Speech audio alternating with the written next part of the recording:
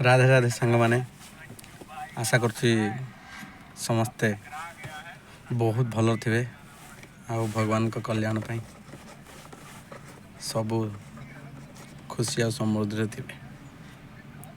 आज गोटे छोट कथाटा भी शुणी मु भी इच्छा कली आपण आगे परिप्रकाश करने शुणु रामायण कथा गोटे प्रभु राम जिते लंकारु तांकर अयोध्या को आसुले बाटर जिते पुष्पक विमान आसुले साथी तो सब थे साथी आमर हनुमान भी थे से आसिया मध्य हनुमान किष्किंधा राज्य देखाला तो सेठी प्रभु राम कहते तो हनुमान एटी तो तुम घर आउ कहले प्रभु हाँ यहाँ मो घर एटा कि आम घर कहले कि ठीक अच्छे तुम घर होगी जीवा से बहुत खुशी हो गले कहले प्रभु स्वयं मो घर को जीवे जहाँ बहुत खुशी हेले तो गला भेट कर बोली कहले तो से जगह पुष्प विमान रहा से उल्लेले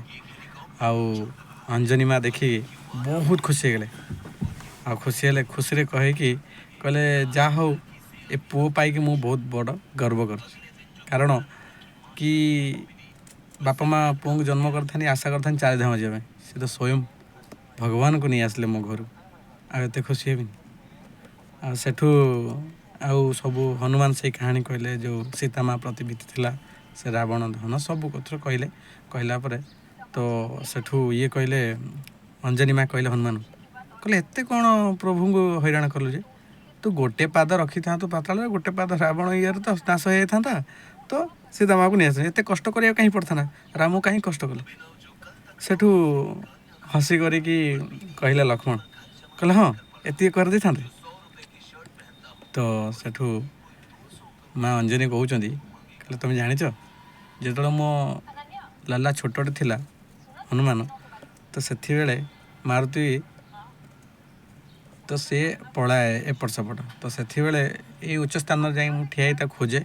कि बहुत छोट बड़ा देखा जाए से एपट सेपट पलाए मत खोजा पड़े ता खायापी तो मो स्तन क्षीर पड़ता तो क्षीर बुंद पड़ गोटे पहाड़ ध्वंस होता से आकाश मध्य कला होता तो जानी था मु ब्रह्म लोक ब्रह्मस तो जदि मो क्षीर बुंदे एत बड़ विनाश हो